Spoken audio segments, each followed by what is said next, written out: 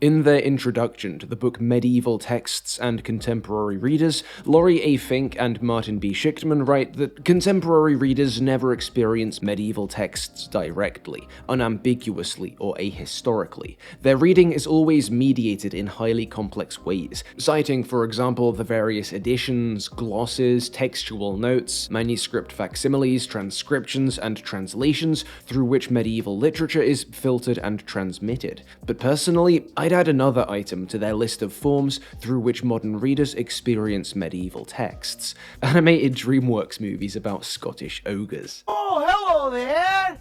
If any of this is sounding familiar, check the pinned comment, but otherwise, welcome back to Older Than You Think, the infrequently updated series where I make my literature degrees your problem. And today I'm going to tell you all about how the story of the film Shrek may have roots which reach far further back in time than you might have known, and that looking into these roots might shine a light upon a strong feminist undercurrent within the classic animated film. To illustrate that, I'd like to whisk you away to 15th century England and introduce you to a romance poem named The Wedding of Sir Gawain and Dame Ragnelle.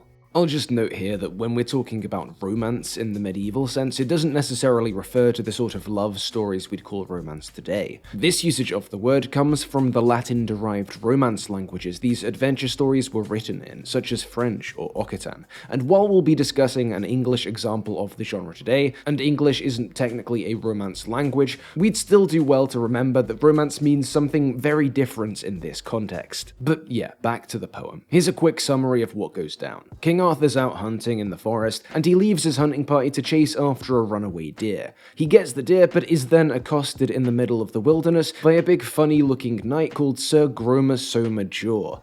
I'm not joking, that's his name. Gromer isn't happy. He claims that his lands have been seized from him by one of Arthur's knights, Sir Gawain. Gromer threatens Arthur, but tells him he'll spare his life if he comes back 1 year later with an answer to a question Gromer has. If Gromer doesn't like his answer though, he'll chop off Arthur's head. And the question is, what is it that women most desire? Well, Arthur's a man, and a medieval one at that, so naturally he's got no idea, and is convinced that come next year he'll be a corpse. But when he's back at the castle moping around, his nephew Sir Gawain notices, yes, the Sir Gawain mentioned earlier, and figures out what's wrong. Gawain suggests both men ride around the country, asking women what they want, so the fellas do this, but they don't get any solid answers. Desperate, Arthur returns to the forest where he'd bet Gromer, and he bumps into a truly repulsive hag of a woman by the name of Dame Ragnelle. She says she has the answer, but will only reveal it if she's allowed to marry Sir Gawain. Arthur goes and tells his nephew this, and ever the chivalric knight, Gawain agrees to marry the hag to save his king. Ragnelle reveals the answer. What women want is sovereignty. So Arthur beats Gromer's riddle and his life is saved, but the marriage of his nephew to the hag Ragnelle still goes ahead, much to the chagrin of Arthur's court. After the wedding, Gawain and Ragnelle go to bed, with Gawain less than excited about the consummation. But when they get to bed, Ragnelle has changed form, appearing as a beautiful young maiden instead of a loathsome old lady. She explains that she was the victim of a curse, fated to remain an ugly hag until she could marry a worthy knight, and now that she has, the curse is essentially halved. She tells Gawain that she can either appear beautiful during the day, when she and Gawain will be in public, or she can be beautiful at night, when the newlyweds will be together by themselves. Wink wink, nudge nudge. The choice is his, she says. Gawain, though, remembers Ragnelle's earlier words, that all women want sovereignty, and tells Ragnelle that no, the choice is hers, in fact. As it turns out, this answer lifts the curse entirely. Ragnelle regains her beauty, and the two live happily ever after.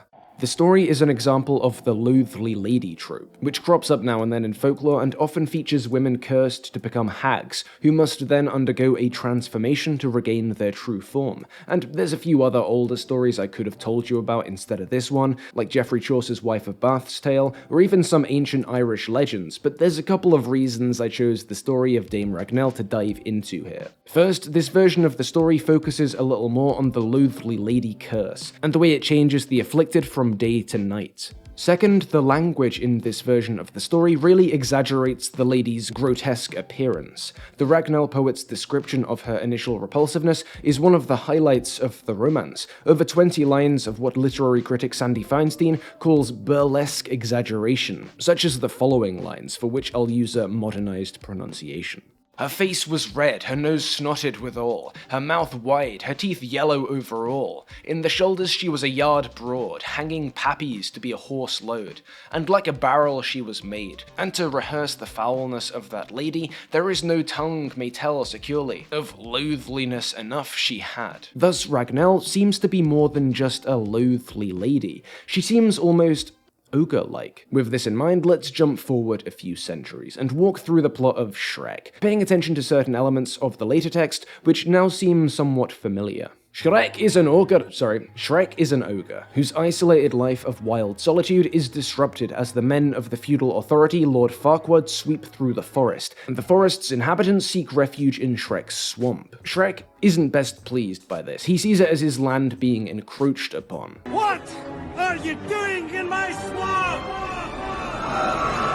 So he sets out to Duloc to petition the feudal lord to resolve this land dispute, and the solution to this dispute turns out to be a quest, the conclusion of which sees a beautiful princess turned loathly lady brought back to the castle to be married into court. And after an unexpected twist, in which the princess is presented with the power of choice previously denied to her, the curse is lifted. That's the bare bones of the plot. Here's the thing. Ogres are like onions. They have layers. But there's another onion-esque quality to Shrek. Because if you peel back the superficial pop culture references, the way Farquaad was based on Michael Eisner, if you peel back the rest of the fairy tale characters, we see that the core of this film is a modern twist on a centuries-old story. The fairy tale creatures in Shrek, which flee to Shrek, fulfill the role of the runaway deer in Ragnelle. Gromer's land dispute with Arthur is the template for Shrek's confrontation with Farquaad. In both cases, the actions of the court have resulted in the outsider's land being taken,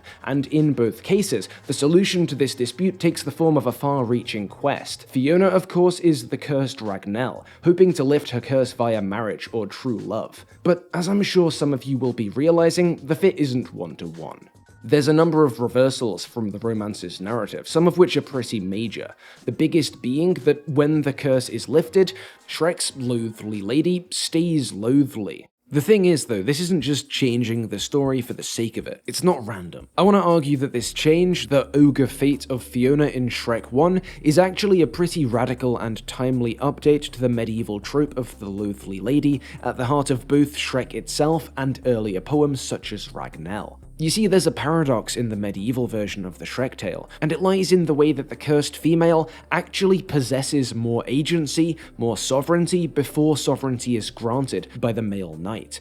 Or, put more simply, the transformation these ogres undergo to turn them back into beautiful women seems, ironically, to erode their freedom, the very thing they claim to prize above all else. Aforementioned critic Feinstein makes the point that while the Loathly Lady archetype seems to desire sovereignty, figures such as Ragnelle, while inhabiting old and ugly bodies, already possess what it is said women most desire. We can see this in the Ragnelle poem. While still loathly, Dame Ragnelle is able to force King Arthur, the King Arthur, to marry one of his best and brightest young knights to her. But after she returns to human form at the poem's end, she holds no more power, no more sovereignty than any of the other courtly ladies of Camelot. This is a fairly dark and ironic fate then, as after claiming that all women want is a measure of authority, the poem strips Ragnelle of hers. But Shrek changes that by essentially reversing the traditional narrative direction of the Loathly Lady motif. Alongside her transformation to full ogre, Fiona goes from a passive damsel in distress with little agency to being able to openly defy the feudal power structure and live outside its reach. This ironic, self-defeating sovereignty in the poem is corrected, as Shrek turns the Loathly Lady motif on its head to tell an interesting feminist story, in which female agency and autonomy emerge as more important than beauty, all while maintaining a positive take on love and marriage.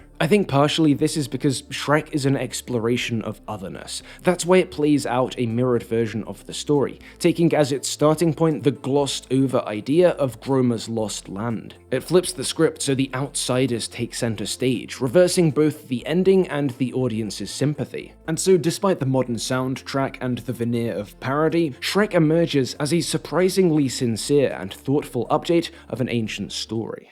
So there you have it. Shrek, or at least the film's narrative skeleton, is way older than you think. But that's not the interesting part. The real shocker here is the way Shrek tries to engage with and update the ideas of this medieval original. And I think it's safe to say it succeeded.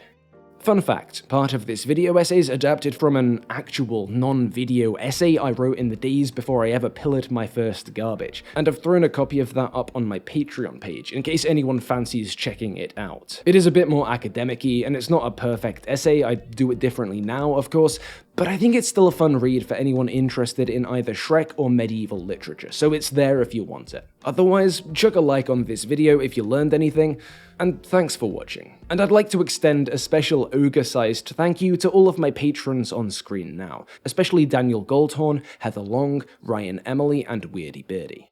I thought Pillar of Garbage only made Marvel fits, meant for someone else but not for me.